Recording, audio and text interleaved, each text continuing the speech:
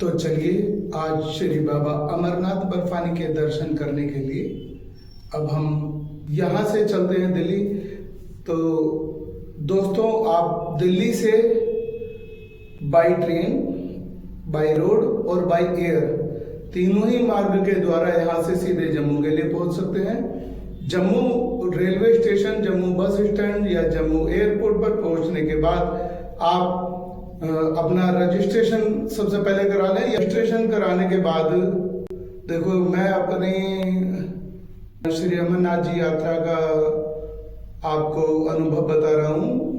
तो दोस्तों, मैं यहाँ से मैंने कभी कोई मेडिकल चेकअप नहीं कराया, मैंने कभी कोई रजिस्ट्रेशन नहीं कराया, केवल एक बार मैंने कराया था। तो यात्रा थोड़ा और सुगम हो जाती है। अगर आप चाहें तो घर बैठे आप जो है वो अपने नज़दीकी CHC में जाकर अपना हेल्थ सर्टिफिकेट बनवा करके और यात्रा का परमिट जारी करा सकते हैं। अदरवाइज आपको ये सुविधा जम्मू रेलवे स्टेशन के बाहर भी प्रतिवर्ष मिल जाती है। मैंने सिर्फ एक बार ही रजिस्ट्रेशन लोकल एरिया से कराया था, बाकी हर बार मैंने जो अपना रजिस्ट्रेशन कराया है वो Jammu railway station bus stand के बाहर रजिस्ट्रेशन इजीली हो जाते हैं। वहाँ पर आपका हेल्थ चेकअप भी हो जाता है और उसके बाद में आगे की जो प्रोसेसिंग है आपको यात्रा परमिट हाथों हाथ मिल जाता है। यात्रा परमिट को लेने के बाद हमें पता चलता है कि हमें यात्रा किस तारीख में करनी है। उसी तिथि के अनुसार जो है वो हम सबसे पहले जाते हैं भगवती नगर बेस कैंप। जम्मू में भगवती नगर बेस कैंप है। यहाँ आप को जाने के बाद में भंडारे की व्यवस्था यहाँ से आपको शुरू हो जाती है। यहाँ जाकर के आप अपने सीट बुक करा सकते हैं। अगर आपने बालटाल के लिए रजिस्ट्रेशन कराया है तो बालटाल के लिए आप अपने बस की सीट रिजर्व करा लीजिएगा, और अगर आपने पहलगांव के लिए कराया है तो पहलगांव की सीट आप बुक करा सकते हैं, जो आपको बस में आपके गंतव्य स्थल तक पहुंचने की सुविधा देती है। रास्ते में आपको बहुत ही खूबसूरत दृश्य जो जम्मू एवं कश्मीर के हैं, बड़ी बड़ी ऊंची पहाड़ियों के हैं, नीचे खाई है, नदी बहती हैं, झरने बहते हैं, एक से एक प्राकृतिक खूबसूरत नज़ारों के आपको जो है वो दर्शन करने का सौभाग्य प्राप्त होगा। और दर्शन आप चूंकि बाबा अमरनाथ जी के करने के लिए जा रहे हैं, इसलिए मैं आपको ये सारी की सारी व्यवस्था बता रहा हूँ जिससे आपकी यात्रा सुगम हो सके और बहुत आसानी से आप सभी लोग कर सकें। जो मैं आपको यात्रा का विवरण बता रहा हूँ वो मैं अपनी निजी उस जानकारी के अनुसार बता रहा हूँ जो मैंने अपने अनुभव प्राप्त किए हैं। यात्रा में आप ज़्यादातर जो यात्री यात्रा प्रारंभ करते हैं अमरनाथ जी की, वो जम्मू से पहलगांव सीट रिजर्व करा करके और पहलगांव का ही रजिस्ट्रेशन कराने के उपरांत पहलगांव से चंदनवाड़ी ये टैक्सी के माध्यम से भी रास्ता तय किया जा सकता है, या कुछ लोग ऐसे भी हैं जो पहलगांव से ही पैदल चढ़ाई प्रारंभ करते हैं। इसकी दूरी लगभग 16 किलोमीटर है। चंदनवाड़ी से पिस्सूटो ये मात्र 3 किलोमीटर है। हालांकि इसके बाद एक नया रास्ता बनाया हुआ है जो लगभग 5-6 किलोमीटर की दूरी का है। मैं उससे भी गया हूँ, मुझे तो खैर नया वाला रास्ता पसंद नहीं आया। बाकी आप कमेंट में बताना कि आपको नया रास्ता पसंद आया है या पुराना। यदि आप जा रहे हैं तो कमेंट करके अवश्य बताएं। पिस्सूटो पहुंचने के बाद आगे हम पहुंचते हैं और हमारी यात्रा 9 किलोमीटर की शेष रह जाती है, जो शेषनाग पर पहुंचती है। आगे हमें 9 किलोमीटर पैदल चलाई और करनी है, जिसमें कुछ उतराई है, कुछ चढ़ाई है, हल्का सा चलना है, हल्का सा रुकना है। यात्रा में विशेष ध्यान दें, जब हम पहलगांव से पैदल चलना शुरू करते हैं तो हमें खाली पेट यात्रा नहीं करनी है, लेकिन भरे पेट भी यात्रा नहीं करनी है।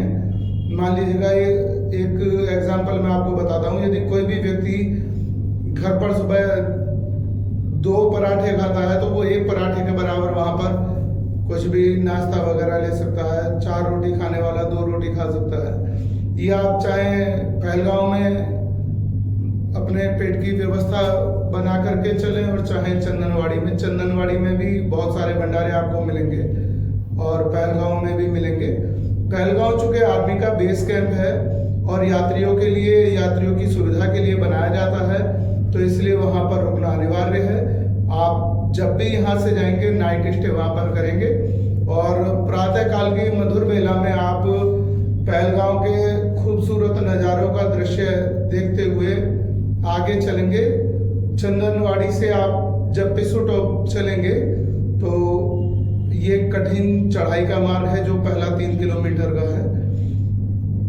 चंदनवाड़ी से पिस्सू टॉप 3 किलोमीटर की खड़ी चढ़ाई पूरी करने के बाद आपको बहुत हल्की हल्की चढ़ाई, हल्की हल्की उतराई, हल्की चढ़ाई, हल्की उतराई, इस तरीके से आपको समय बीत जाता है और आप पहुंच जाते हैं शेषनाग। जी हाँ दोस्तों, जो आपका दूसरा नाइट स्टे है वो आपको शेषनाग में करना रहेगा। शेषनाग में आपको बहुत सारे भंडारे मिल जाते हैं, हालांकि रास्ते में भी हैं, लेकिन शेषनाग पहुंचने के बाद आपको बहुत ही बढ़िया क्वालिटी के भंडारे आपको मिलते हैं। भंडारों में आप अपना कुछ भी खाएं पिएं, सब कुछ निःशुल्क रहता है। वहां पर शौचालय की, स्नानागार की व्यवस्थाएं हैं, वह भी बिल्कुल निःशुल्क उपलब्ध रहती हैं। और इसके उपरांत मित्रों, आपको जो नाइट स्टे करना होता है वो वहां पर कश्मीरियों के तंबू में करना पड़ेगा। जी हाँ, कश्मीरियों के तंबू में आपको नाइट स्टे करना पड़ेगा। रात को आप रुकेंगे, उसके बाद आप मॉर्निंग में जब सुबह उठेंगे, उठने के बाद में फिर वहां से आपको अगले दिन की यानी अगले पड़ाव की यात्रा के लिए चलना है।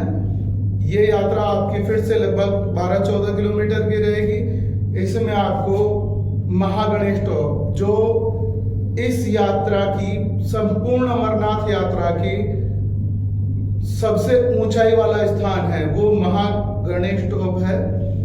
उसकी चढ़ाई पूरी होने के बाद आपको उससे आगे कहीं भी ऊंचाई पर नहीं चढ़ना। आपको पंचतरणी नाम की जगह तक टोटल सारा रास्ता उतराई का है और आप बहुत मजे से उतर सकते हैं बिना किसी दिक्कत परेशानी के। इसके अलावा आप जब शेषनाग से ऊपर चलेंगे तो पहले आपको बावल टॉप रहेगा, उसके बाद महागणेश टॉप रहेगा। लगभग 4-5 किलोमीटर की ऐसी चढ़ाई है जिसको चढ़ाई करने में इंसान को ऐसा लगता है कि यार पता नहीं मैंने कितनी बड़ी जीत हासिल कर ली। महागणेश टॉप जब आप पार कर लेंगे तो उसके बाद आपको नीचे उतरना है। पोषपत्री नाम का स्थान है। पोषपत्री में शिव सेवक के माध्यम से जो भंडारा लगाया जाता है, मेरी जानकारी के अनुसार अभी तक का सबसे विशेष भंडारा है। बहुत ही स्पेशल भंडारा है जिसमें आपको लगभग सभी प्रदेशों के जो बहुत अच्छे खाद्य पदार्थ हैं, जो भी ये कह सकते हैं कि शुद्धता के हिसाब से बहुत अच्छे आपको वहाँ पर खाद्य पदार्थ मिलेंगे। सभी तरह के लड्डू हैं, हलवा है, दूध है, जूस है, सूप है, भोजन की अन्य प्रकार की सामग्रियां हैं। आपको सभी प्रकार का शुद्ध एवं सात्विक भोजन लगभग सभी प्रदेशों का वो आपको मिल जाएगा वहाँ पर। इसके अलावा मसाज की मशीनें भी लगी हुई हैं, आप वहाँ पर आराम भी कर सकते हैं। और इसके बाद आप आगे चलेंगे तो फिर से आपको चूंकि उतराई है, उतरना है, आगे चलते रहना है। वहाँ से लगभग 8-10 किलोमीटर आगे आपको पंचतरणी नामक स्थान मिलेगा, जहाँ पर आपका तृतीय यानी थर्ड नाइट स्टे जिसको कहना चाहिए, हिंदी में बोले तो रात्रि विश्राम, तृतीय रात्रि विश्राम आपका पंचतरणी में रहेगा। पंचतरणी में रात्रि विश्राम के बाद आप वहाँ से चलेंगे फिर लगभग 8-10 किलोमीटर की दूरी पर आपको बाबा श्री अमरनाथ बर्फानी जी की गुफा के भव्य दर्शन और शंभू बाबा भोलेनाथ के दर्शन करने का सौभाग्य प्राप्त होगा। मैं इसी के साथ आपको बता दूं, पंचतरणी एक बहुत बड़ा स्थान है जहां पर 5 अलग अलग प्रकार की नदियों के आपको दर्शन हो जाते हैं। आगे जा कर के ये जहां एक स्थान पर मिलती हैं उस स्थान को संगम बोलते हैं। संगम टॉप और संगम डाउन ये अमरनाथ जी की यात्रा के आकर्षण का केंद्र है।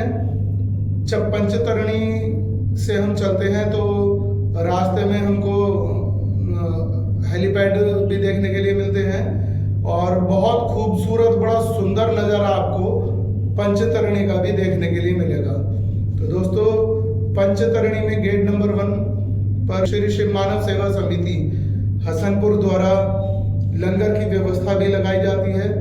यदि आप भक्तजन चाहें तो इस संबंध में आप हमें अधिक से अधिक सहयोग कर सकते हैं। साथ ही जो आपको यहाँ से आगे की व्यवस्था है, संगम टॉप तक आपको जाना है। संगम टॉप से थोड़ा सा आप डाउन करेंगे तो आपको भगवान भोलेनाथ की अमरनाथ गुफा के दर्शन होने प्रारंभ हो जाएंगे। वहाँ से लगभग आपको 3-4 किलोमीटर आगे चलना है।